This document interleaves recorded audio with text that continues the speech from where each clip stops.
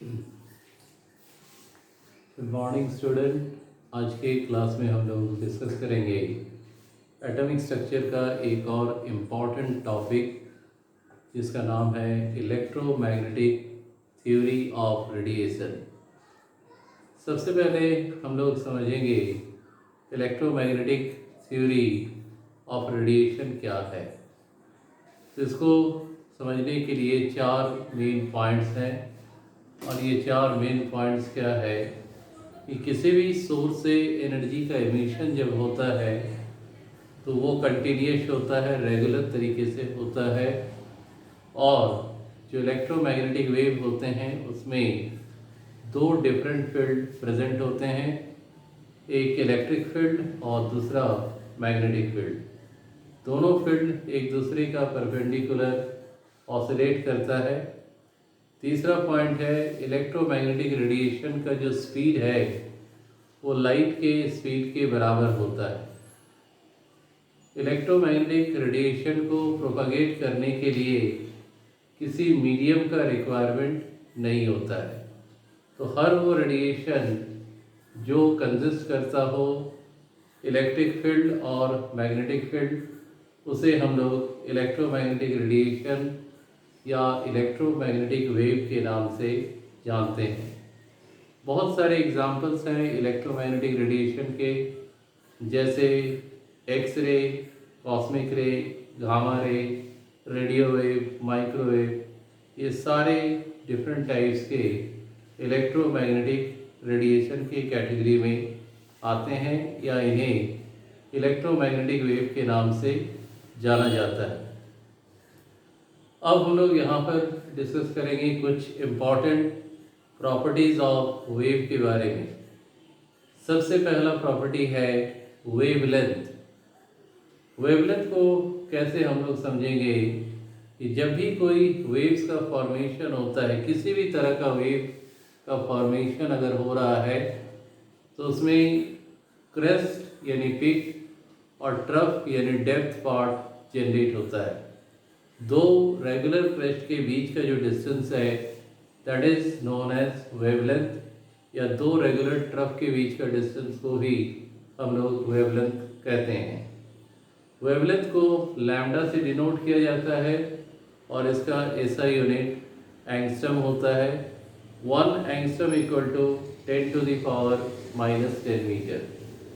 ध्यान से समझ लो कि मान लो ये किसी भी तरह का वेव है, तो यहाँ पर ये जो पिक दिख रहा है इसे हम क्रेस्ट कहते हैं। तो दो रेगुलर क्रेस्ट के बीच का जो distance that is known as wavelength, represented by the symbol lambda, या दो रेगुलर ट्रफ के बीच का जो डिस्टेंस, इसको भी हम लैम्डा या वेवलेंथ कहते हैं। वेवलेंथ का ऐसा यूनिट होता है एंगस्ट्रम, और 1 angstrom equal to 10 to the power -10 metre. अगर हम इसे सेंटीमीटर में कन्वर्ट करें तो ये आ जाएगा 10 to the power -8 centimetre.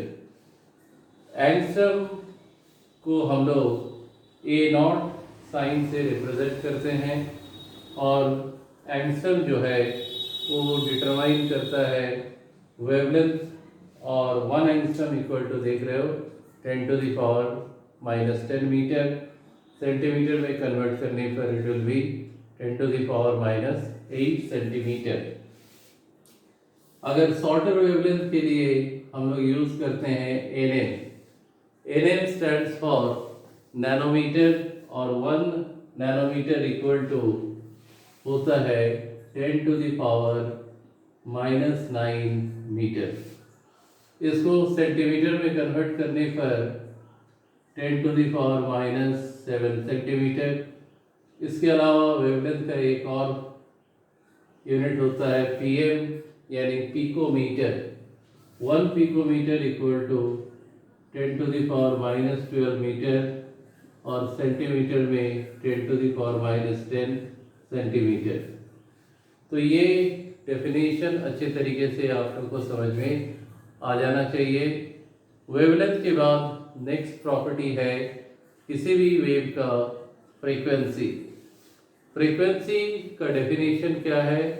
Number of waves passing through a particular point in 1 second, that is called frequency. और फ्रीक्वेंसी को रिप्रेजेंट करते हैं इस तरह का स्मॉल v, और थोड़ा सा आगे की तरफ बढ़ा देना है। इसको एब्रीविएट करते हैं न्यू। न्यू यानी फ्रीक्वेंसी इक्वल टू होता है c बाय लैम्डा, जहाँ c क्या है? वेलोसिटी ऑफ लाइट, और लैम्डा वेवलेंथ। इसका ऐसा यूनिट जो है ये होता है साइकिल पर सेकेंड या सेकेंड इनवर्स। किसी किसी जगह में हर्ज में भी इसको रिप्रेजेंट करते हैं। फ्रीक्वेंसी के बाद नेक्स्ट इंपॉर्टेंट प्रॉपर्टी है वेव नंबर। इसका डेफिनेशन क्या है? Reciprocal of wavelength. वेवलेंथ का उल्टा, उसे हम क्या बोलेंगे? Wave number. और वेव नंबर को रिप्रेजेंट करते हैं new bar. New stand for frequency. ऊपर में एक लाइन खींच देने पर ये हो गया nu bar equal to 1 by lambda. और इसका ऐसा यूनिट अगर हम निकालते हैं तो 1 बाय लैम्डा, लैम्डा क्या है? वेवलेंथ। वेवलेंथ का क्या होता है? मीटर। तो इसका ऐसा यूनिट आ जाएगा मीटर इनवर्स। तो हम लोगों ने क्या क्या प्रॉपर्टी अब तक पढ़ लिया? Wavelength, frequency, wave number. इसके बाद आता है वेलोसिटी। वेलोसिटी का स्टेटमेंट क्या होता है? Maximum distance travelled by an wave in 1 second. वो यूनिट सेकेंड में कोई वेव कितना मैक्सिमम डिस्टेंस को ट्रेवल करता है, that is said to be as velocity. और वेलोसिटी को रिप्रेजेंट करते हैं v से। और वेलोसिटी के लिए फॉर्मूला होता है डिस्टेंस बाय टाइम। तो यहाँ पर इसका ऐसा यूनिट क्या आ जाएगा? मीटर पर सेकेंड या metre second inverse. Light wave का वेलोसिटी है 3 इंटू 10⁸ मीटर पर सेकेंड। वहीं साउंड वेव का वेलोसिटी है 330 मीटर पर सेकेंड। एक कारण है रेनी सीजन में जब लाइटनिंग होता है तो पहले लाइटनिंग होने के बाद साउंड सुनाई पड़ता है, क्योंकि लाइट का वेव जो है वो ज़्यादा है as compared to that of sound wave. और इसके बाद लास्ट प्रॉपर्टी किसी वेव का, that is amplitude. It is defined as the maximum height of the crest or maximum depth of the trough is known as amplitude. तो यहाँ पर देख सकते हो ये क्रेस्ट का जो मैक्सिमम हाइट है इसे हम कहते हैं एम्पलीट्यूड, डिनोट करते हैं ए से। या maximum depth of the trough जो है that is also known as amplitude, और इसे ए से डिनोट करते हैं। ऐसा यूनिट की बात करें तो हाइट को हमेशा मीटर में मेजर करते हैं, तो इसका भी ऐसा यूनिट क्या है? मीटर। तो आई होप कि इलेक्ट्रोमैग्नेटिक थ्योरी ऑफ रेडिएशन का कंसेप्ट अच्छे से आप सभी को समझ में आ गया है। और इस पर बहुत सारे न्यूमेरिकल्स होते हैं जो आप सॉल्व कर सकते हो। तो अगले टॉपिक के लिए इंतजार करें। Till then, thank you and goodbye.